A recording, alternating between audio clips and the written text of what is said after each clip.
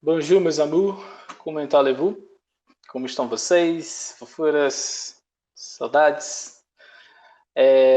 Hoje nós vamos dar continuidade ao nosso estudo dos casos de concordância verbal. Deixa eu só voltar para o slide aqui. Vamos dar continuidade aos nossos a esse estudo dos casos de concordância verbal. Vou rapidamente retomar aqui aquilo que a gente falou nas aulas anteriores, tá? Eu não vou falar de todos os casos, porque tem muita coisa que a gente viu, né? Vou vir aqui só para essa regra geral e para o conceito geral, né? Para a gente não ficar voando aqui nos casos. Mas a gente saiu do estudo dos verbos enquanto morfologia, começou a estudar a sintaxe, viu a parte de transitividade verbal, viu a regência verbal e agora está estudando a concordância, que é a relação do verbo com o sujeito da oração, né, com o núcleo do sujeito da oração, com os núcleos, né, porque pode ser mais de um, e a maneira como você deve flexioná-lo para que essa concordância esteja correta, né? E a regra geral, quando a gente está falando de sujeito simples, quando nós temos apenas um núcleo nesse sujeito, é que você faça a concordância de acordo com esse núcleo. Então, se, por exemplo, você tem o nós, né, que é a primeira pessoa do plural, você deve fazer a flexão do verbo da mesma pessoa e no mesmo número. Então, nós vamos, né? Não é nós vou, porque seria a primeira pessoa, mas seria do singular, não no plural. Nós vou. Então você tem que fazer a concordância no tempo, na pessoa e no número correto. Primeira pessoa do plural, no caso aqui para o nós, né? E aí na aula passada nós vimos uma série de casos. Então eu vou passar muito rapidamente, não vou entrar neles, né? Mas vou só falar. Então nós vimos o caso dos coletivos, né? Concordância com palavras que indicam coletivos. E os coletivos partitivos, né? Que são parte do coletivo, a maioria, a minoria, a maior parte. Vimos o caso quando você tem um pronome de tratamento, que esse eu faço questão de lembrar, pronomes de tratamento sempre na terceira pessoa, tá certo? E aí pode ser do singular ou do plural, porque você pode ter Vossa Alteza ou Vossas Altezas, né? Então, em relação ao número pode mudar, mas o número do pronome de tratamento sempre é terceiro, né? Sempre é a terceira pessoa.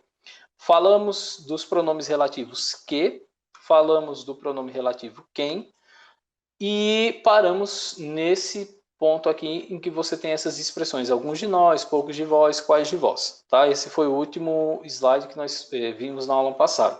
Vamos dar continuidade hoje. Tem muita coisa para a gente ver, por isso que eu estou fazendo meio que um speedrun aí, né? Fazendo o possível para a gente ir rapidinho. E vamos começar a estudar os casos que faltam para sujeitos simples. Ainda faltam os casos de sujeito composto, tá certo? Então, aqui hoje, vamos começar aqui pelos pronomes, pelos substantivos que indicam palavras substantivas que podem, palavras no plural, desculpa, e podem ou não estar acompanhadas de artigos. Então, por exemplo, você tem a palavra Estados Unidos. Nós sabemos que o Estados Unidos representa um país, não é assim? Só que a palavra Estados Unidos é uma palavra que tem, né, composta, tem mais de um substantivo nesse contexto. Ela representa, na verdade, vários estados. Então, quando você faz a construção da frase, para fazer a concordância do verbo com essa palavra Estados Unidos ou Minas Gerais, por exemplo, você tem que observar o seguinte: existe um artigo fazendo a definição desse substantivo? Porque se existir, a concordância é uma. Se não existir, a concordância é outra. Então, como é que funciona? Se você tem, por exemplo, Estados Unidos, que é uma palavra que indica um substantivo no plural, certo? Ele só aparece no plural, um nome que só aparece no plural. Você tem Estados Unidos se referindo aqui ao país, né? Como também aqui seria país. Mas nessa construção aqui, ó, Estados Unidos é uma nação poderosa, você não tem um artigo aqui antes do substantivo, no caso, definindo esse substantivo, necessariamente, obrigatoriamente, a concordância do verbo é feita de acordo com esse substantivo no singular, na terceira pessoa. Ou seja, ó, Estados Unidos é uma nação poderosa. Porque aqui você não está colocando o artigo para fazer a definição desse substantivo que indica plural, tá certo? Nesse caso aqui, olha, os Estados Unidos são a maior potência mundial. Mudou a flexão do verbo aqui, olha, saiu do singular terceira pessoa para o plural terceira pessoa, porque agora eu coloquei aqui o artigo definido antes de Estados Unidos. Estados Unidos é um substantivo, né, que se refere, na verdade são dois substantivos, mas se refere a uma coisa só, é um nome próprio, mas nesse contexto aqui está sendo antecedido por um artigo. E como está sendo antecedido por esse artigo, você é obrigado a fazer a flexão do verbo no plural, para concordar com ele. Deixa eu só relembrar uma coisinha aqui para vocês da aula da semana passada. Nós vimos que existem casos que são obrigatórios e casos que são facultativos. Tem casos que você escolhe fazer concordância com um ou concordância com outro. Deixa eu voltar aqui, ó. O caso aqui do pronome quem, por exemplo, né, que foi um dos últimos casos que nós vimos na aula passada. Fui eu quem derramou o café, fui eu quem derramei café. O que aconteceu aqui? Quando você usou aqui o derramou, você está concordando com o pronome quem. Ou você poderia ter feito a concordância do verbo derramar com o pronome que esse quem, a que esse quem se refere, né? Que os pronomes aqui são chamados de relativos porque eles estão relativos a alguma coisa mencionada anteriormente. Então você aqui tem a opção de escolher por uma ou por outra forma. Aí é da sua faculdade de construção linguística. Você escolhe qual das formas você vai utilizar.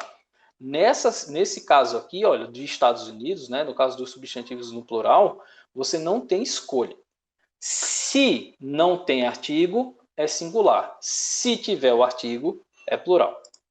Fofinhos, até aqui de boa, tudo ok. Me deem esse retorno para eu poder continuar.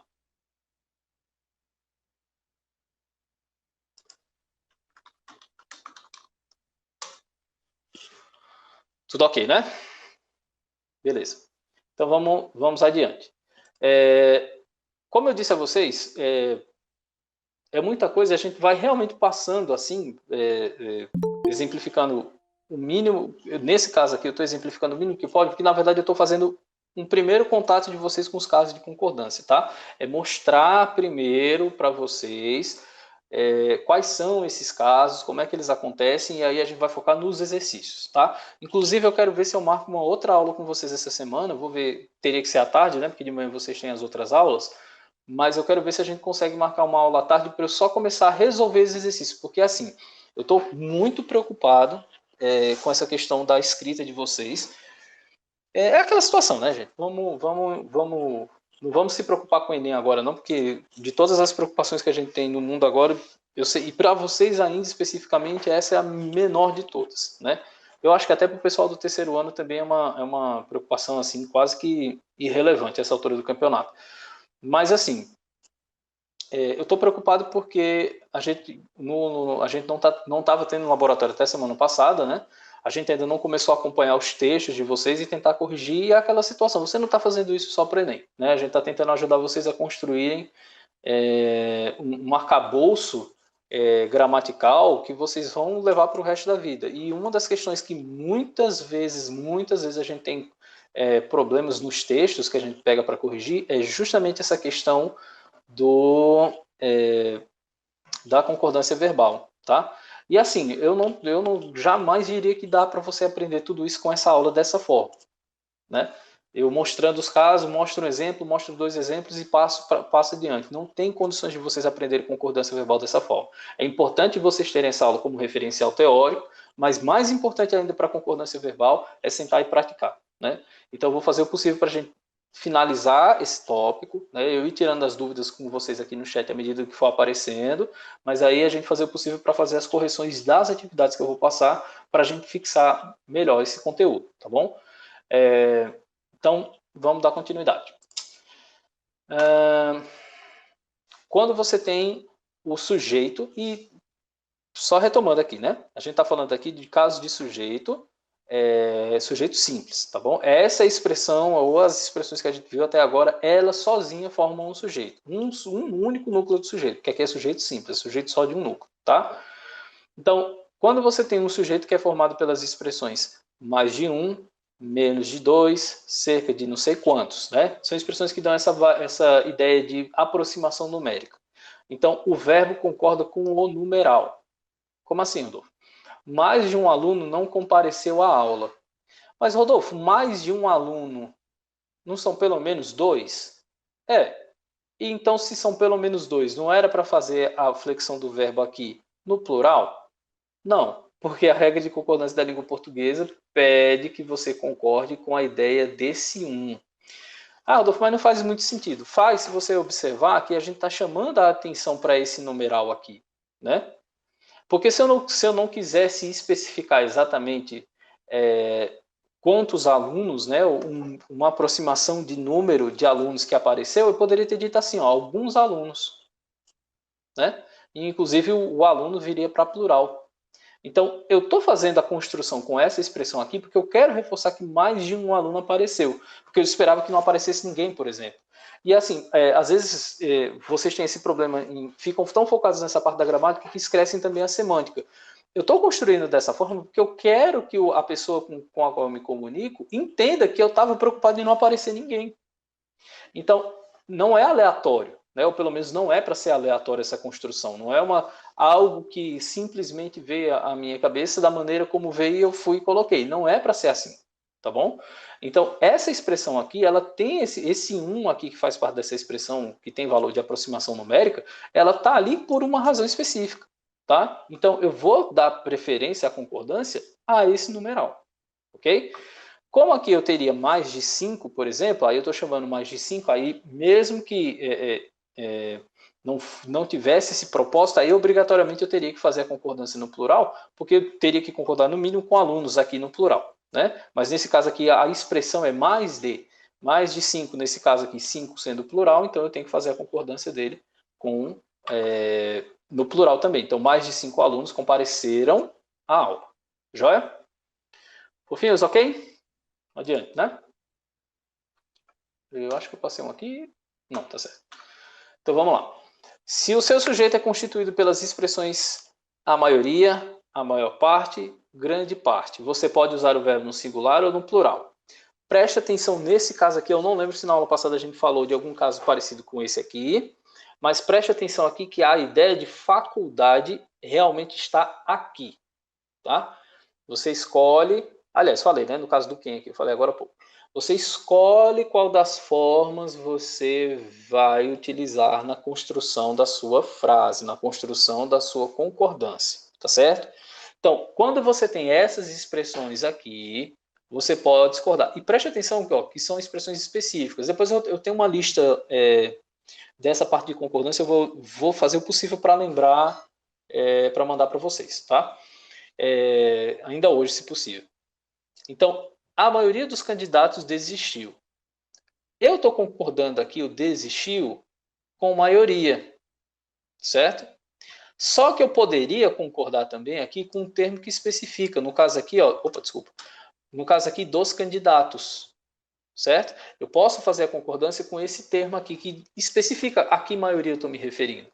Então eu poderia muito bem dizer a maioria dos candidatos desistiram. Rodolfo, se eu pegar uma questão lá na prova que tem essas duas construções, qual delas está errada? Nenhuma, porque aí é uma questão de opção, é facultativo. Você escolhe qual dessas opções você vai utilizar, tá certo? Deixa eu só consertar uma coisinha aqui. A ideia de facultativo, na verdade, é mais assim, de você usar ou não usar, né? Aqui está mais para uma questão de opção, né?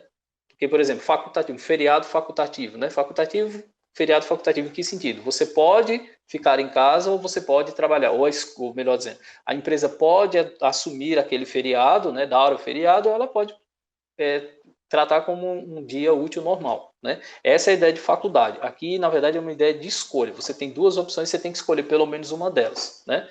Então, a maioria dos candidatos desistiu, a maioria dos candidatos desistiram. Qualquer uma delas que você escolher está correta, tá bom? Deante. O sujeito tiver por núcleo a palavra gente. Preste atenção. Gente no sentido de pessoa, né? Que aí, nesse caso, é um sentido coletivo, né? Gente no sentido de muitas pessoas, né? A gente, um grupo específico. em sentido coletivo, você pode, de novo a ideia de opção, né? Pode usar o verbo no singular ou no plural se estiver afastado do substantivo. Só que preste atenção que aqui é uma situação de proximidade. Rodolfo, explica aí. Quando eu digo assim, olha, a gente, e pelo amor de Deus, não é a gente tudo junto, tá bom? Porque não é o James Bond, são as pessoas. Então, a gente da cidade, temendo a violência da rua, permanece em casa. A gente da cidade, temendo a violência da rua, permanecem em casa. Preste atenção que aqui, você tem essa expressão, temendo a violência da rua. Isso aqui tem um valor de adjetivo, tá? Isso aqui, se você reconstruir essa frase com uma oração adjetiva, por exemplo, você poderia colocar assim, a gente da cidade, vírgula, que teme a violência da rua, né? Isso aqui teria um valor de adjetivo me ajudando a identificar quem é essa gente a quem eu me refiro, né? Seria uma oração subordinada adjetiva explicativa. Mas não precisa se preocupar com isso, é só para a gente contextualizar. Essa expressão aqui, afasta fisicamente, né, a expressão gente do verbo. A palavra gente do verbo, núcleo gente, né, que gente aqui é o núcleo do sujeito, do verbo. E aí você tem a opção de fazer essa flexão de uma forma ou de outra. Então você pode fazer aqui a gente da cidade permanece no singular, ou então você pode fazer a gente da cidade permanecem, tá certo? Rodolfo, e se não tivesse essa expressão aqui, temendo a violência da rua? Aí você faz a concordância obrigatoriamente com o gente aqui, que nesse contexto aqui estaria no singular. Então você obrigatoriamente teria que fazer no singular, tá bom? Se não tivesse essa expressão separando, afastando, distanciando o verbo do núcleo do sujeito gente, tá bom? Se não tivesse, aí você teria que fazer necessariamente a concordância no singular. Como você tem esse distanciamento aqui por conta dessa expressão aqui, de valor adjetivo, né, que seria uma oração adjetiva, aí você pode escolher fazer no singular ou fazer a concordância no plural. Ok? Fofinhos, até esse ponto aqui que eu expliquei, tá de boa?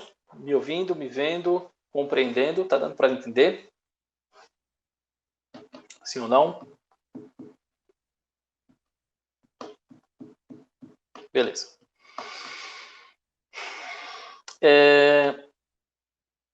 Tá, então vamos lá. Continuando, né? Esses casos aqui que eu vejo muitos de vocês aí patinando, né? Quando você indica percentual. Primeira coisa, Rodolfo, o que é percentual? Deixa eu só ver uma coisa aqui. Tá. Desculpa, gente, é porque eu estou acompanhando aqui o outro chat. Uso de percentual, de números percentuais.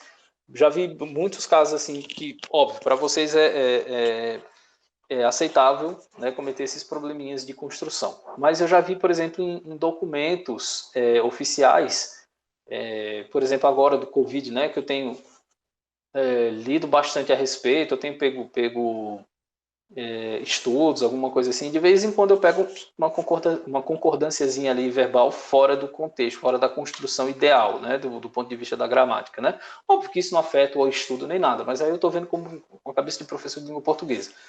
Então, assim, é uma construção que às vezes a gente deixa passar, né, não se atenta tanto e passam alguns pequenos problemas, tá? Então vamos tentar consertar isso aqui. E aí eu estou chamando a atenção nesse caso específico, por quê? Produção de redação do Enem, né? De vez em quando vocês querem fazer lá o argumento por estatística, né? Por dados estatísticos. Então vocês vão lá no texto motivador ou lembra de um texto que leu em algum lugar, de uma reportagem, alguma coisa assim.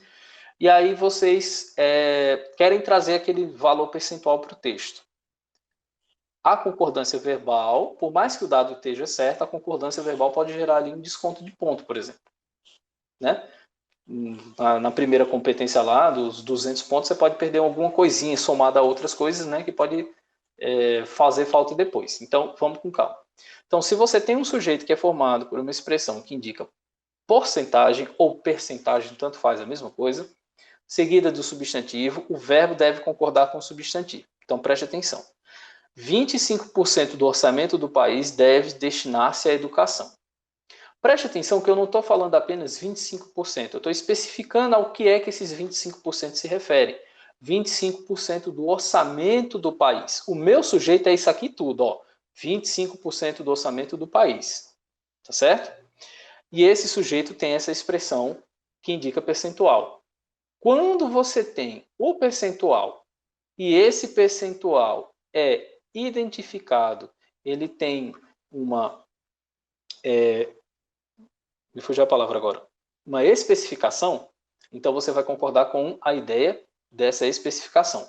No caso, não é do orçamento, orçamento é singular. Se orçamento é singular, então deve, tá bom?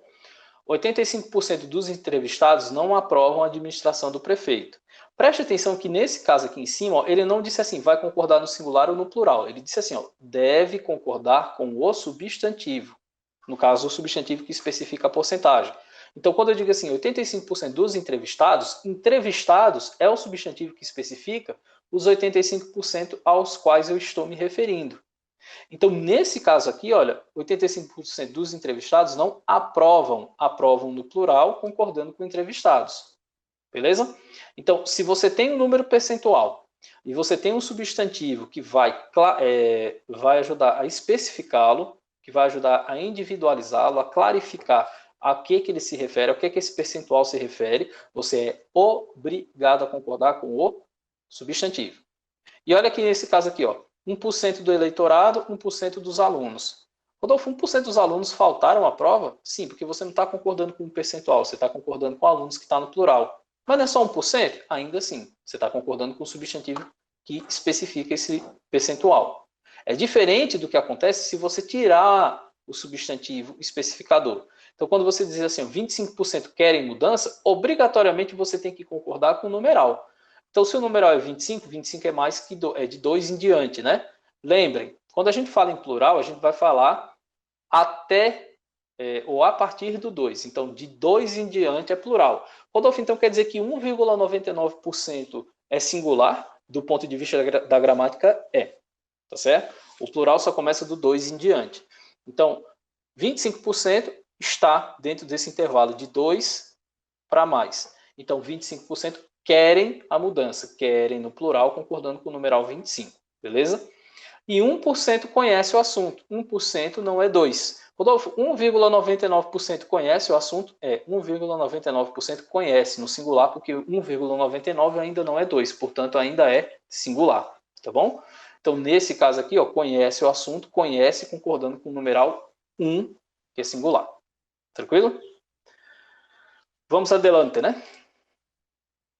Se você tem um núcleo do sujeito que é formado por uma fração, o verbo deve concordar com o numerador. Isso aqui parece com o caso dos percentuais. Então, por exemplo, quando você diz assim, ó, 1/5 dos leitores do blog mora em Portugal. 1/5, 1 é o numerador. Fofinhos, aulinha de matemática, né? Tá aqui a retinha que corta a fração, né? Sim? Essa aqui é a parte de cima, a gente chama de numerador. Essa parte aqui de baixo a gente chama de divisor. Então, numerador e divisor. Você vai estar concordando com essa parte aqui de cima. Inclusive, nos textos que vocês produzem, a gente não recomenda fazer o uso de fração, né? O ideal é que você escreva por extenso, pelo menos na maioria dos casos. Mas pode ser que você encontre, né, um numeral fracional, por exemplo, em uma questão de matemática, né? Na prova de matemática, por exemplo, numa questão específica de matemática, você pode encontrar o numerador representado pela fração, né? Pela forma fracionária, pela forma matemática. Então, ainda assim, né, a concordância deve ser feita com o numerador, tá certo? Então, 1/5 dos leitores do blog mora em Portugal. Por que mora, Rodolfo, e não moram? Eu não estou falando dos leitores, não, você não está falando dos leitores. Você está falando de 1/5 dos leitores. Preste atenção que essa expressão aqui faz parte do sujeito e ela modifica a maneira como você o interpreta. Então, você está falando de 1/5 dos leitores. Portanto, mora está concordando com o numeral do numeral fracionário. Tá certo? 1/3 dos candidatos compareceu. Mas, Rodolfo, não é dos candidatos? Não era para ser compareceram? Não, porque você, de novo, não está concordando com candidatos. Você está concordando aqui com o numeral. Tá certo? A mesma coisa aqui para 2/3 dos candidatos. Rodolfo, agora está no plural nos dois casos. Eu estou concordando com quem? Aí você vai dizer assim, Rodolfo, eu estou concordando com qualquer um, né? Não, você continua concordando com o numeral. A diferença é que daqui, desses dois primeiros casos para cá, é que 2 saiu do singular, né? No caso 1, e passou para o plural. E, portanto, você tem que fazer a flexão do verbo para concordar com 2, que é plural, portanto, o verbo no plural. Beleza? Vírgula. É aceitável, no entanto, a concordância atrativa com o especificador. Então, é facultativo? Não. Essa regra aqui, ela deve prevalecer na cabecinha de vocês. Essa regra aqui, pelas gramáticas que eu acompanho, é porque tem uma aqui que eu não tenho nem como tirar para mostrar para vocês, mas pela gramática que eu acompanho do Evanido Bechara, né, principalmente ela, tem a do Pasquale também que eu acompanho, tem um outro autor que eu nunca lembro o nome dele, a gramática está perdida pelo quarto, eles tratam isso aqui como sendo uma regra geral. Tá? Isso aqui são exceções que acontecem no uso cotidiano da língua. Tá bom? É importante vocês saberem, com certeza, né? Eu dou preferência à concordância por esse caso aqui. É porque é mais bonito? É porque é mais difícil? Não, é porque é o que está na gramática, considerado, pelo menos nas que eu acompanho, como sendo, como sendo a regra. Tá? E aí, para evitar qualquer tipo de correção posterior, que de alguma forma tire pontos, né? Eu prefiro fazer a concordância da primeira forma. Tá bom? Se você tem os verbos dar, acho que a gente está terminando já. Se você tem os verbos dar, bater e soar, e aqui nesse caso é na indicação de horas, né? Você pode concordar o verbo com o sujeito da oração ou com o numeral, se você vai dar ênfase ao verbo e não ao substantivo. Como assim? Ó? O relógio deu 9 horas. Nesse caso aqui, você está concordando dar com o núcleo do sujeito relógio. Assim, o relógio deu 9 horas. O que acontece é que às vezes você quer concordar mais com as horas do que com os núcleos do sujeito. Então, ó, por exemplo, deram 9 horas no relógio. Está vendo a diferença aqui? É praticamente a mesma frase, só que ele só inverteu a maneira como a frase é construída, né? Então, eu estou dando ênfase agora não ao sujeito em si, porque lembre, o sujeito é de quem eu estou falando na frase. O predicado, que é onde está o verbo, que é onde você tem que observar a concordância, é o que eu estou falando do sujeito. Então, o sujeito, no fim das contas, acaba sempre meio que sendo o centro das atenções da construção da sua frase. Agora, nesse caso aqui de indicação de horas, você pode inverter um pouco a lógica. Então, você está muito mais preocupado em indicar agora quantas horas eu consigo identificar no relógio do que exatamente onde essas horas podem ser identificadas, né? No caso, no relógio. Então, invertendo a maneira como a frase é construída, ó, deram 9 horas no relógio. É a mesma informação daqui de cima, só que ao invés de enfatizar o relógio em si, eu estou enfatizando a quantidade de horas. E aí, como eu estou enfatizando a quantidade de horas, eu tenho que concordar com elas. Então, nesse caso, como são 9 horas, então eu tenho que concordar com 9, que é plural. Então, deram e não deu. Beleza? Deu 1 hora no relógio, mesma situação. Ó. A única coisa que mudou aqui foi o numeral. Como o numeral aqui era plural, eu flexionei o verbo no plural. Como o numeral aqui é singular, uma, eu identifiquei o verbo, flexionei o verbo, desculpa, no singular. Tá bom? Então não é porque tem que concordar no singular ou no plural. Não, você tem que observar qual é o numeral indicativo de hora para poder saber se é singular ou plural. Partiu não sendo um, o resto é plural, óbvio, né? Mas aí você tem que observar exatamente qual é o numeral que você tem na construção, tá bom? A mesma coisa aqui vai ser para bater e vai ser para o verbo soar. Então, bateram 7 horas, né, no relógio, ou soaram 7 horas no relógio. Porque esses três verbos, nesse tipo de construção aqui, tem o sentido de indicar quantas horas eu consigo identificar, quantas horas se passaram, tá bom? Então, a mesma coisa para cá. Bateu uma badalada no sino da igreja. Bateram 6 badaladas no sino da igreja. Plural, porque eu estou concordando aqui com os numerais. Certo? E eu acho que esse é o último. Não, acho que tem mais um. Tem mais 2, mas aí acaba. Então dá tempo de terminar aqui hoje. Então, olha só. Quando você tem as chamadas orações sem sujeito. Primeira coisa, Rodolfo, o que é uma oração sem sujeito? Quando você constrói uma frase, você usa normalmente verbos que podem ser realizadas, são ações que podem ser realizadas por alguém. Então, por exemplo, roubaram meu carro, Jonas comprou um bombom, Carlinhos colocou Lara de castigo. Então, essas construções, você tem alguém que pode, de fato, realizar a ação. Beleza? Só que algumas formas verbais, estava esperando a risada, algumas formas verbais não permitem essa construção, certo? Essas formas verbais nós chamamos de verbos impessoais. E esses verbos impessoais são chamados dessa forma porque é como se eles não tivessem uma pessoa, ou seja, ninguém pode realizar aquela ação descrita por ele. Nesse sentido, significa dizer então que a sua oração não tem sujeito, porque o sujeito não é quem realiza a ação descrita pelo verbo, se encontra no estado por ele descrito. Para verbos que nós chamamos de verbos impessoais, não existe essa figura do sujeito. Então, o que acontece? Quando você diz assim, ó, faz 5 meses que ela foi embora, cuidado que o ela é sujeito do verbo foi. Mas essa ideia aqui de fazer não tem sujeito, porque aqui está indicando assim, ó, faz 5 meses no sentido de passagem de tempo. Então, quando você tem um verbo que indica passagem de tempo, como é o caso do verbo fazer ou do verbo haver, por exemplo, há muitos anos não nos víamos, por exemplo. Quando você tem verbos... Quando você tem... Eu achei que era música aqui em casa. Quando você tem verbos que indicam essa passagem de tempo, por exemplo, o verbo fazer e o verbo haver principalmente, você não tem um sujeito na oração, certo? Outro tipo de verbo que também não permite a construção com o sujeito são os verbos que indicam fenômenos naturais. Então, chover, amanhecer, transformar-se, amanhecer, anoitecer, entardecer, nevar. São todas situações que são fenômenos que independem da vontade de quem quer que seja. Tá? São fenômenos naturais, são coisas que acontecem de maneira espontânea e não dependem da vontade de um determinado ser. Tá bom? E aí esqueçam aquela definição religiosa e tal, né? Porque a gente não está falando nesse contexto que a gente está falando, a gente está falando do ponto de vista gramatical. Então, nesse contexto da gramática, não existe quem chova, não existe quem neve, não existe quem faça calor, quem faça frio. Tá certo? Então, esses verbos também geram construções de oração sem sujeito. Quando isso acontece, você mantém o verbo na terceira pessoa do singular. Tá certo? Então, por exemplo, faz 5 meses que ela foi embora. Se você observar, esse faz é de ele ou ela faz. Né? Cuidado para não confundir com esse ela aqui. Tá bom? Chovia no sul é no sentido de ele ou ela chovia. Tá bom? Então, verbos ou orações sem sujeito. Né? Verbos impessoais exigem uma flexão na terceira pessoa do singular. Tá certo?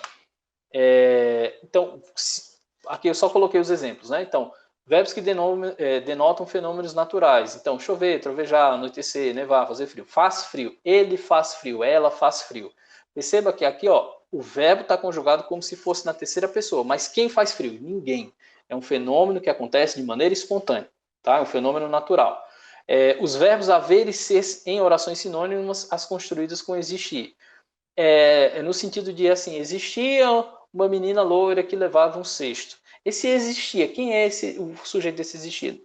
Ninguém, porque ela tem essa relação de passagem de tempo, né? Um momento histórico da ideia de existência, tá? Mas essa existência, o fato dela existir nessa construção, não dependeu da vontade de ninguém, né? Não foi no sentido de alguém criá-la, tá bom? E o verbo haver e fazer nessas indicações, e ser na indicação de tempo. Indicou tempo, verbo impessoal. Verbo impessoal, flexão do verbo na terceira pessoa do singular. Tá? Então, era a hora da sobremesa. Há muitos anos não nos víamos. Faz meses que espero vocês aqui. Faz meses. Preste atenção, ó. Faz meses não é fazem meses. Essa flexão dessa forma está incorreta. Tá? O verbo tem que estar na terceira pessoa, embora o que venha depois esteja no plural. Tá bom? E para a gente finalizar aqui, então, os verbos impessoais sempre aparecem na forma da terceira pessoa. Como é que normalmente nós dizemos no dia a dia? Houveram enganos lamentáveis. O que é que a gramática quer que a gente faça? Houve enganos lamentáveis. Haverão prêmios. Não, haverá prêmios. Fazem 15 dias. Não, faz 15 dias. Faziam 2 semanas. Não, faz 2 semanas. Ou fazia 2 semanas, né? Então, as construções necessariamente devem ser feitas na terceira pessoa do singular. Rodolfo, mas aí o tempo verbal? O tempo verbal já é outra discussão, tá bom? Aí é só uma questão de você conhecer os tempos verbais, mas em relação à pessoa, terceira pessoa do singular. Pessoa em número, terceira pessoa do singular, tá bom? Fofinhos, Até esse ponto aqui, há alguma dúvida? Alguma pergunta? Alguma colocação? Alguma tristeza para compartilhar contigo? Estou aqui para ouvir. Para ouvir não, né? Para ler, né? Porque vocês estão comentando no chat.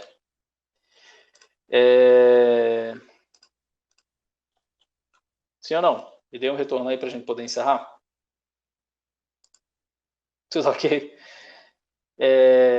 Então, olha só, deixa eu só visualizar aqui.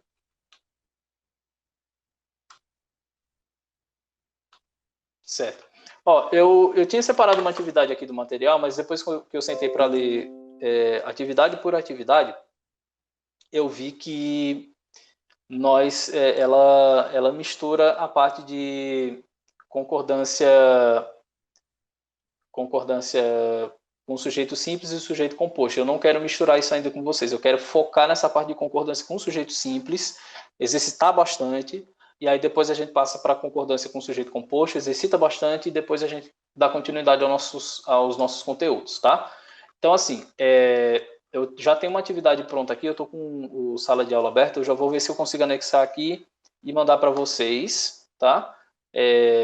No caso, ficaria para segunda-feira, mas já vão resolvendo essa atividade, tanto que eu vou colocar aqui sem data programada, porque, se possível, essa semana eu quero sentar com vocês um dia à tarde, talvez quinta ou sexta-feira, eu não tenho certeza ainda, mas eu quero sentar com vocês à tarde para que a gente possa fazer a correção dessas atividades e praticar, tá? Porque aí na próxima semana a gente fala dos casos de concordância com sujeito composto, porque tem a questão de ordem lá, que às vezes dá uma embaralhada danada, então eu não queria atropelar. A gente fala dos casos de concordância com o sujeito composto e senta para fazer exercício. E depois eu acho que já é a prova, né?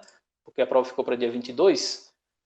Então, é exatamente isso mesmo. Então, essa semana eu vou fazer o possível para a gente ter mais uma aula, a próxima semana para a gente ter 2 aulas também, e aí quando for dia 22 a gente tá sussa para resolver a prova de boa. Tranquilo?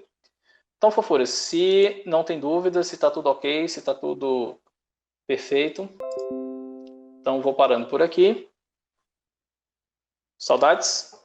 Fique em casa, use álcool em gel, beba bastante água, não saia de casa, não saia de casa. Tá bom?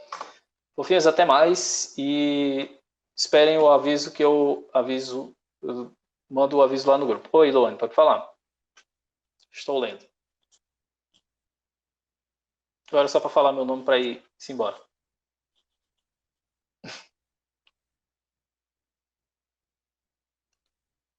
Pequeno delay. Não. Sim, só uma coisa antes de eu encerrar. O laboratório de redação essa semana ainda fica para quarta-feira, tá bom? Na próxima semana a gente vai fazer o possível para segunda-feira nós colocarmos da forma como estava antes. Não vai ser óbvio, né? 2 dias na semana, mas eu vou fazer o possível para amanhã sentar com o Kiva e mostrar para ela como eu estou usando aqui o Meet, que eu acho que é a melhor forma possível. Ela já entendeu como faz o uso, mas eu estou fazendo o possível para mostrar como eu estou usando aqui, que eu estou usando o celular e o computador. E aí eu dou uma descarregada, né, na carga do computador e fico com uma qualidade melhor de câmera e de áudio por conta do celular. Né? Aí eu preciso sentar com ela amanhã cedo a gente resolve, quarta-feira tem um laboratório normal, e aí se tudo correr bem, na semana que vem a gente já começa na segunda-feira, mas aí a gente avisa com antecedência, tá? Louane, você não é a primeira e provavelmente não vai ser a última que está pedindo isso. Inclusive, eu já falei com o Napoleão hoje e pedi permissão para fazer um tutorial explicando como usar o Google Meet, né? Agora, talvez a gente tenha novidades aí na próxima semana em relação a essa questão do Meet, porque algumas coisinhas deram certo aí, eu não posso falar ainda o que é, mas vou fazer o possível para amanhã à tarde, eu sentar e fazer esse tutorial explicando como usar o Google Meet, as ferramentas, como os recursos que ele dá. Na verdade, ele é bem simples, não tem muita coisa, né? Mas eu preciso deixar uma coisa clara, porque nem todo professor conhece a ferramenta, né? E aí eu vou fazer o possível para amanhã à tarde conseguir deixar tudo isso organizado, editar o vídeo direitinho e liberar para eles, para, se for o caso, nas próximas semanas eles começarem a fazer pelo Meet também, tá bom? Fofinhos, até mais. Beijinho, beijinho, tchau, tchau.